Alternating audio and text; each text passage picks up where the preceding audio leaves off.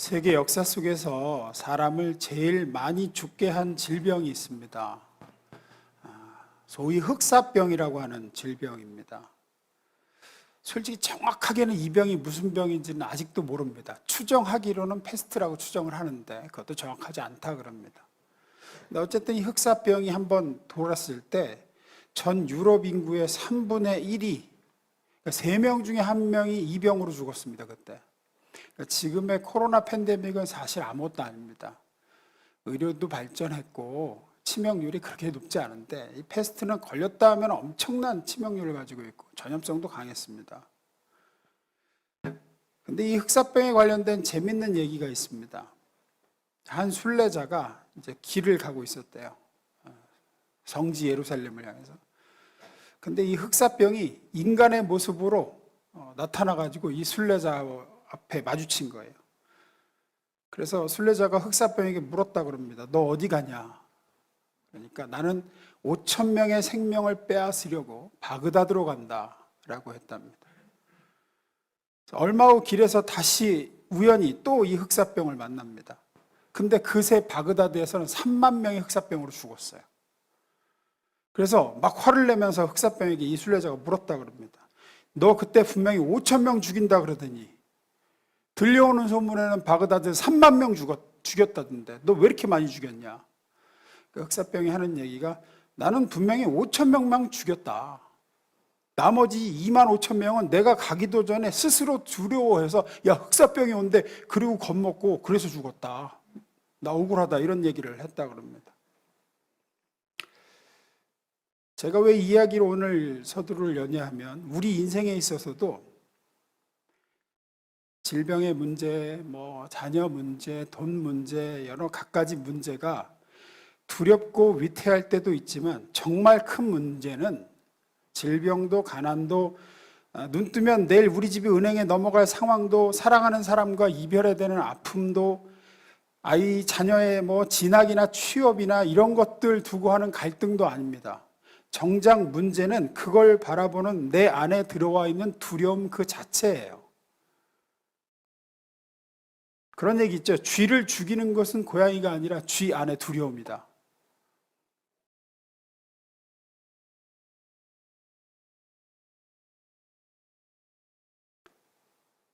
여러분은 어떠십니까? 누군가는 그런 생각할 수 있어요.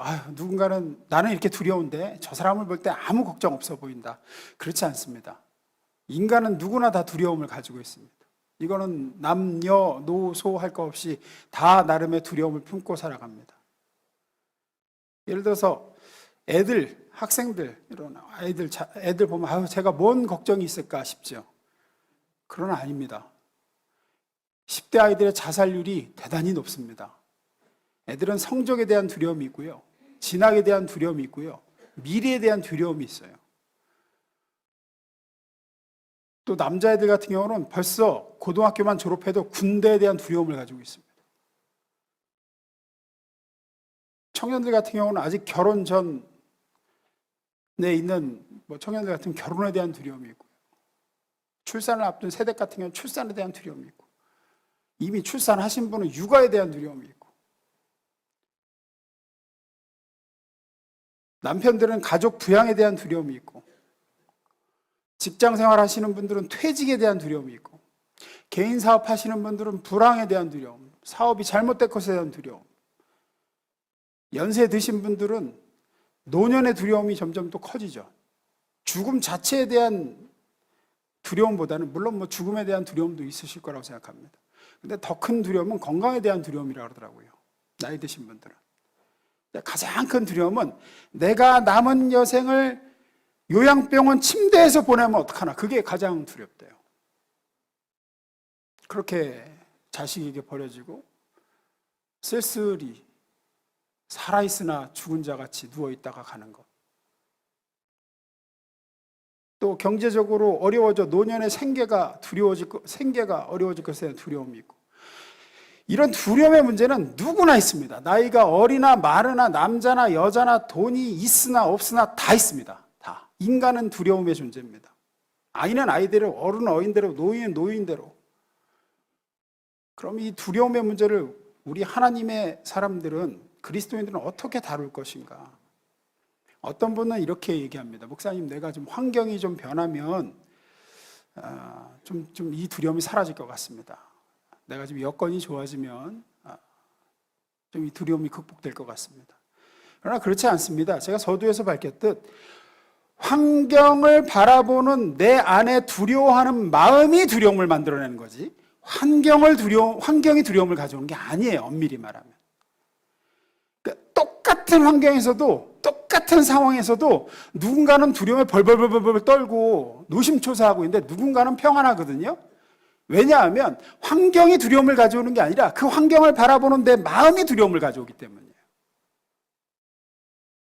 내 안에 이미 두려움이 있어서 두려워할 준비가 되어 있기 때문에 두려운 거예요.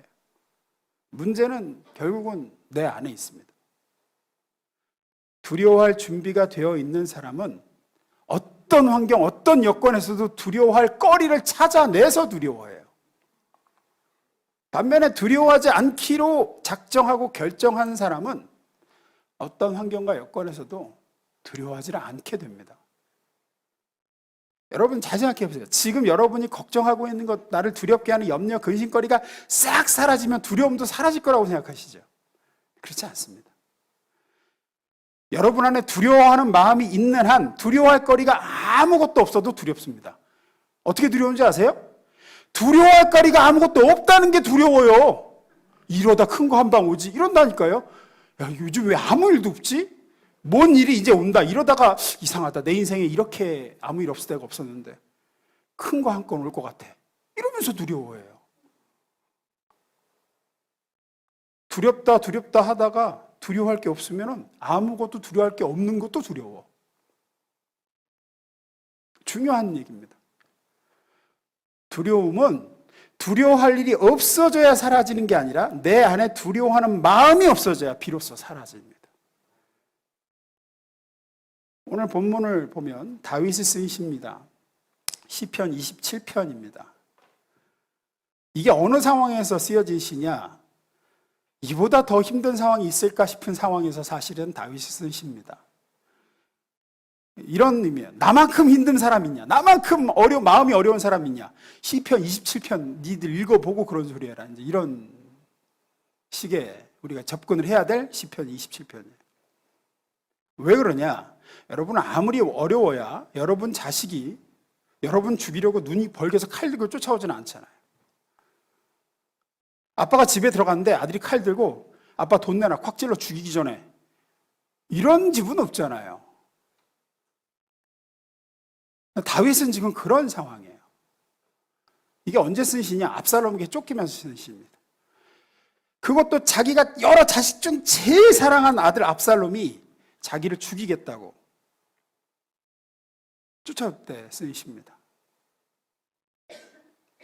그러면서 과거의 일도 얘기를 해요. 자기 장인인 사울이 다윗의 장인이었죠. 장인이 사위인 자기를 찾아 죽이려고 군대를 동원했었다, 이런 얘기도 하고.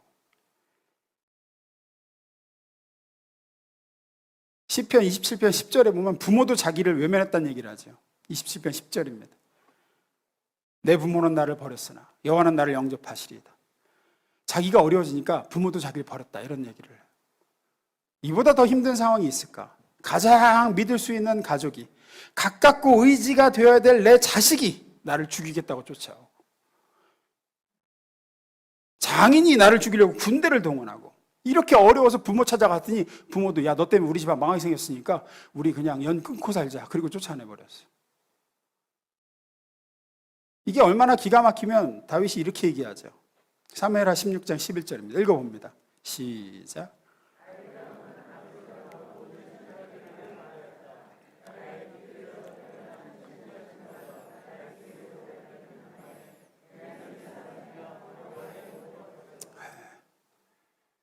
내 속으로 하는 내 자식이 날 죽이려고 나를 찌는 판에.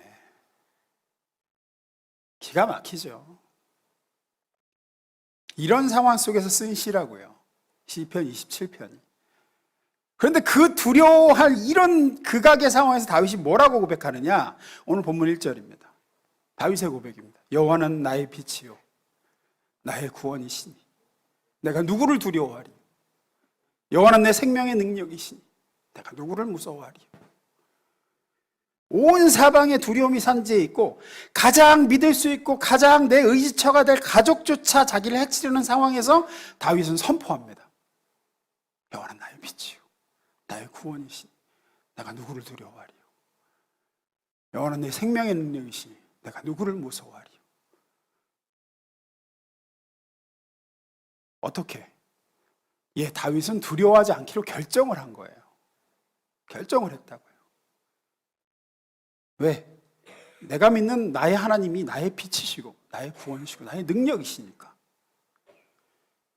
다윗은 자신의 상황을 이렇게 얘기합니다. 2절 3절입니다. 악인들이 내 살을 먹으려고 내게로 왔으나 나의 대적들 나의 원수들인 그들은 실족하여 넘어졌도다.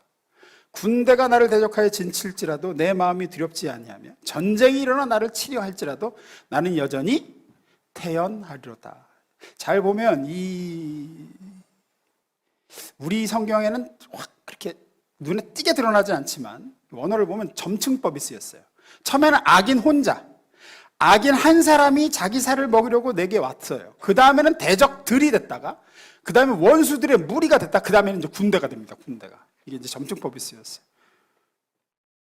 나는 한 사람인데 나를 죽이려는 악인 한 놈이 있다가 그 한 놈에게 여러 놈이 붙어서 대적이 되고 대적들에게 또 다른 대적들이 더 붙어서 이제 원수들이 모이더니 원수들이 더 많이 모여서 이제 군대가 되어 나 하나 죽이려고 오는 상황이다. 이런 얘기. 다시 2절 3절 계속 봅니다. 악인들이 내 살을 먹으려고 내게로 왔으나 나의 대적들 나의 원수들인 그들은 실족하여 넘어졌도다. 군대가 나를 대적하여 진칠지라도 내 마음이 두렵지 아니하며 전쟁이 일어나 나를 치려 할지라도 나는 여전히 태연하리로다. 처음에는 살을 먹으려고 왔다 그래요. 내 살을 먹으려고 왔다. 그러다가는 진을 쳐요. 대적들이 이제 딱 진치고 기회를 엿봐서 죽이려고. 그러다 나중에 이제 전쟁이 일어난다. 이것도 역시 점층법으로 쓰였죠. 그러니까 다윗의 삶의 문제 두려움이 처음에는 이제 국지전 양상으로 내 삶에 건강도 괜찮고 자녀는 문제 없는데 사업에서 문제가 생겼어요. 이렇게 시작을 했다는 거예요. 국지전 양상으로. 그러다가 나중에는 전면적으로 삶의 모든 영역이 어려워졌다는 얘기를 하는 겁니다. 우리 삶에도 이럴 수 있습니다. 처음에는 국지전 양상의 두려움이 생겨요. 내 사업도 괜찮고 직장도 문제없고 가정도 잘 되는데 건강이 힘들어. 이거 이제 국지전이에요. 사업도 괜찮고 가정도 괜찮고 건강도 괜찮은데 자식이 속을 썩여. 이것도 이제 국지전, 게릴라전이 이제 그 부분에서 일어난 거예요. 이거는 어찌어찌 이겨낼 수 있을 것 같아. 근데 다윗은 무슨 얘기를 하느냐 하면 나중에는 건강도 일도 가정도 온 사방에서 전쟁이 일어나가지고 성한 곳이 하나도 없어 내 삶에 지금. 그런 상황에서 이 두려움에 압도당하거나 내 인생은 도대체 왜 이러냐고 주저앉아 신세한탄하는 게 아니라 뭐라고요? 1절 다시 봅니다. 읽습니다. 시작.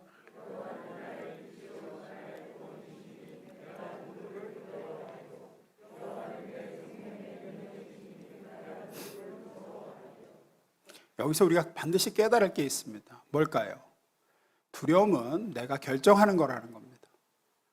내가 두려워하지 않기로 빛이요 구원이요 생명의 능력 되신 주님만 바라보기로 결정하면 그 어떤 상황에서도 하나님의 사람은 두려움에 매몰되지 않습니다. 다윗이 그 증거입니다. 여러분, 두려움이 얼마나 우리 성도의 삶에 하나님이 주신 축복을 빼앗아가고 우리의 신앙을 망치는지 모릅니다. 하나님께서 구원하여 자녀 삼은 자기 백성이 하나님은 정말로 평안하고 이 땅에서 하나님의 보호하심을 누리고 그렇게 행복하게 살다가 주님께 오길 바라시지 그냥 두려움에 사로잡혀가지고 전전긍긍하며 살다가 천국 오길 바라지 않으세요. 근데 두려움이 그걸 다 뺏어가요. 두려움이. 전에도 말씀드렸지만 마귀가 우리가 구원은 못 뺏어요. 근데 구원받은 자가 마땅히 누릴 수 있는 축복을 뺏는다니까요. 뺏는 무기 중에 하나가 두려움을 주는 거예요. 나를 돌보고 계신 그 하나님을 믿고 안식하지 못하게 만드는 거예요. 잘 보세요. 여러분, 하나님 말씀에 우리가 순종하고 말씀대로 사는 삶을 가로막는 가장 큰 장애가 뭐라고 생각하십니까? 사실은 두려움이에요. 말씀대로 했다가 손해보면 어떡하지? 순종했다가 내 삶에 피곤해지면 어떡하지? 하나님 말씀에 순종 안 하면서 내 속에서 일어나는 두려움의 소리엔 그렇게 순종을 잘해요. 이거 했다 어려워질 거야. 이거 했다 어떡하지? 그래서 못해요, 순종을. 그렇게 두려움 때문에 순종을 못하니까 순종 뒤에 하나님이 주시려고 예비한 복도 못 받아요. 두려워서 순종을 못해서. 또 하나님께 우리가 더 가까이 나아가는 걸 가로막는 것도 두려움이에요. 창세기 3장 9절 10절 봅니다. 읽어봅니다. 시작.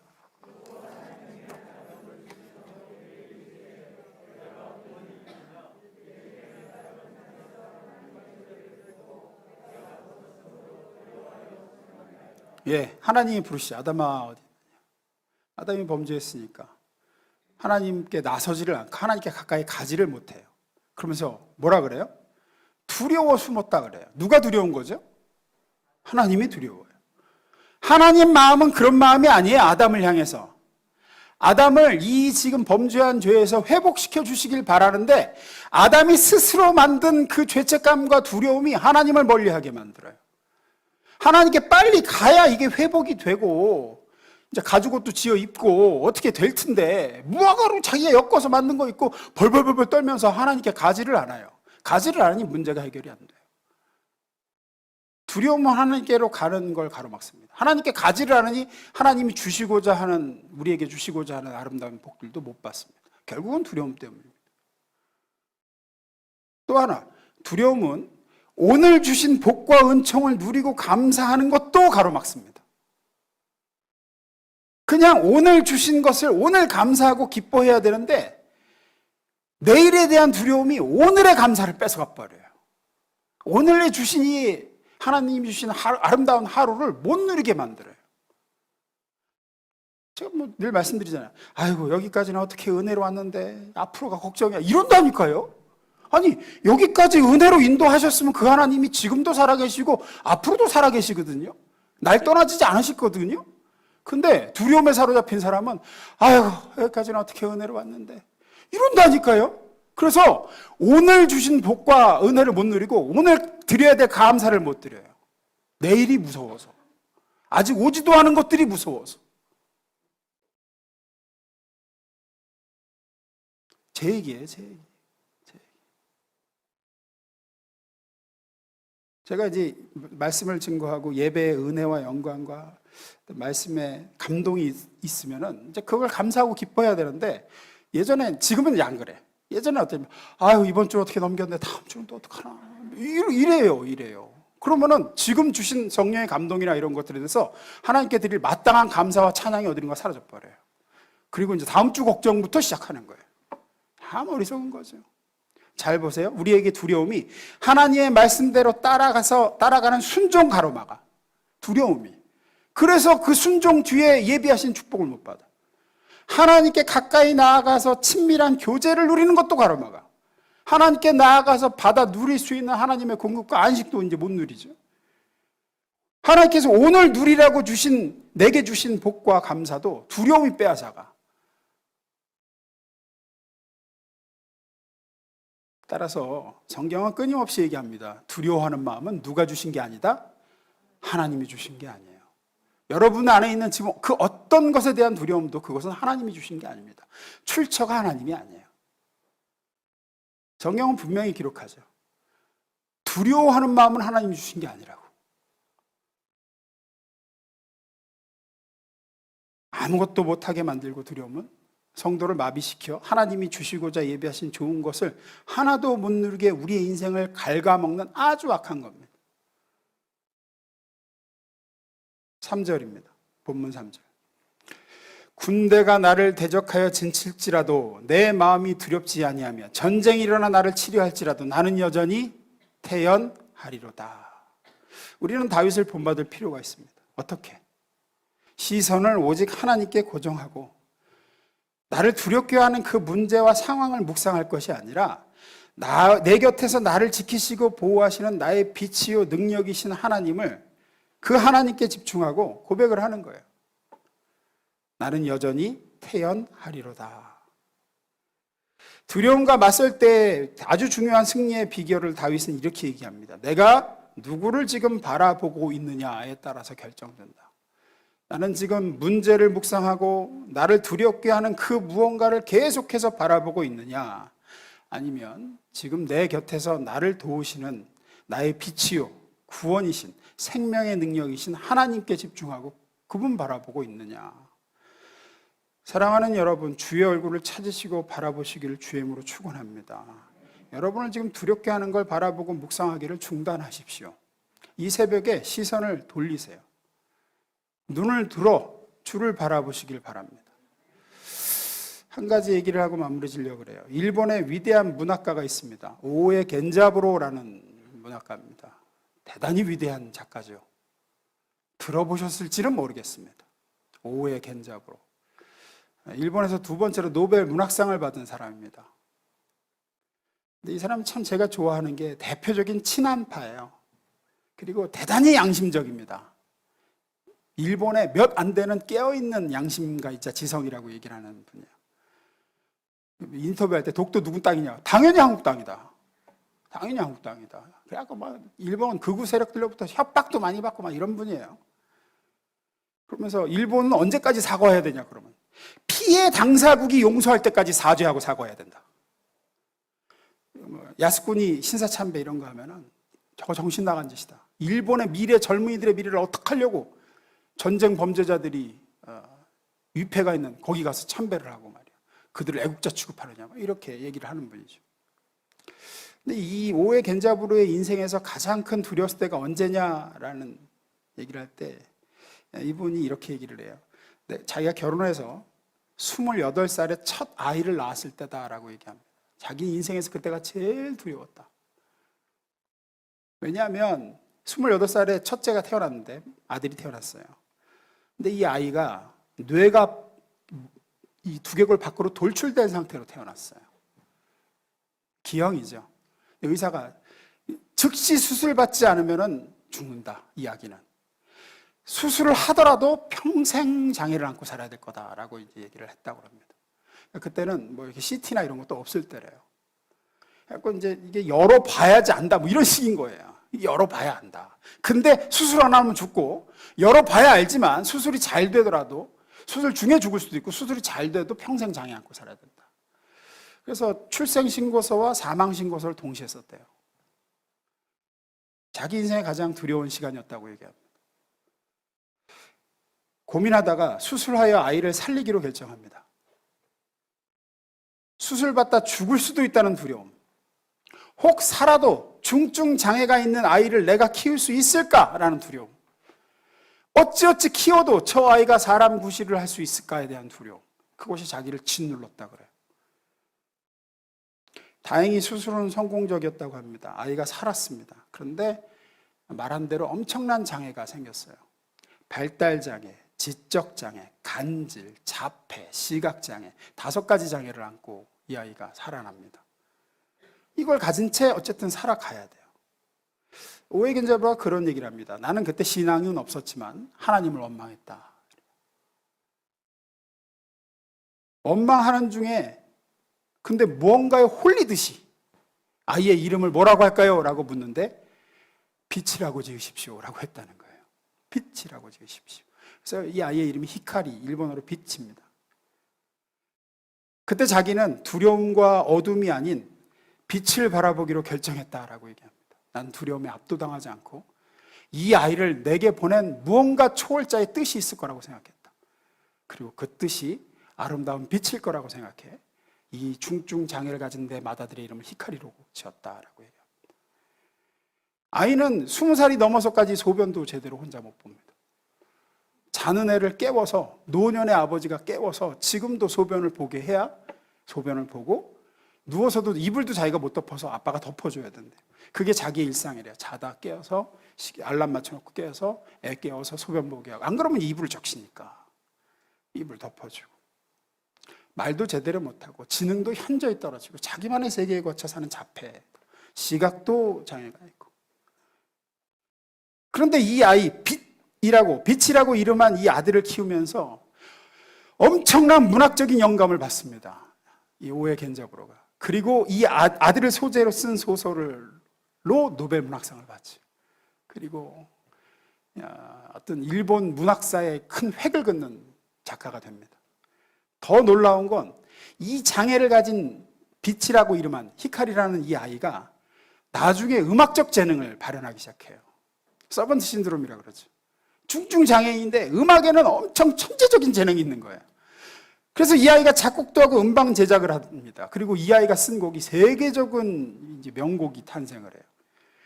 그래서 이 천재 작가인 아버지, 노벨상을 받은 아버지의 소설보다 이 아이, 이 중증 장애를 가진 히카리, 이 빛이라는 아이가 지은 작곡한 곡이 세계적으로 더 많은 사랑을 받고, 아버지가 책 팔아서 번 돈보다 아들이, 이 중증 장애가 가진 아들이 작곡해서 번 돈이 훨씬 더 많다 그래요. 근데 얘는 이제 그 경제적인 관념도 없어. 지가 얼마 벌었는지도 모른대. 곡만 쓰는 거죠. 오에 겐자부로는 이런 얘기를 합니다. 아이를 키우며 초월자 하나님이 계심을 느낀다. 지금도 나는 느낀다. 그때 내가 두려움이 아닌 빛을 바라보기로 이 아이를 이 땅에 내 아들로 보내신 초월자 하나님을 바라보기로 한 결정이 모든 것을 바꿔놨다 라는 얘기를 합니다. 사랑하는 여러분, 오늘 이 새벽 특세 첫째 날인데 여러분은 무엇 때문에 두려우십니까? 아까도 말씀드렸듯이 두려움은 우리의 마음의 결정입니다. 두려워할 거리를 찾아서 걱정하고 두려워하는 게 우리 인간입니다. 두려워할 거리가 없어지면 두렵지 않을 것 같다고요? 말씀드렸잖아요. 두려워할 거리가 없어도 찾아서 걱정하고 두려워한다니까요. 그러니 지금 결정하십시오. 다윗의 고백처럼 여호와는 나의 빛이요 나의 구원이시니 내가 누구를 두려워하리요? 여호와는 내 생명의 능력이시니 내가 누구를 무서워하리요? 내가 하나님 바라봐야지. 빛 되신 하나님 바라봐야지 라고 결정하십시오. 여러분의 모든 시선을 여러분을 두렵게 하는 것들로부터 눈을 돌려 빛이요 구원이요 내 인생의 능력이 되신 주님 바라보십시오. 하나님은 여러분이 지금 두려워하는 그 일을 통해서 그 일을 바꿔서 복이 되려고 계획을 하고 계세요. 그래서 제가 아까 이 오해 겐자부로 얘기를 한 거예요. 이 중증 장애를 가진 아이가 이런 복덩이를 누가 알았는가? 내게 이런 크나큰 문학적 영감을 줘서 노벨 문학상을 받게 하고 이 아이에게 엄청난 음악적 재능을 숨겨두셨다가 세계적인 음악가가 되게 하시고,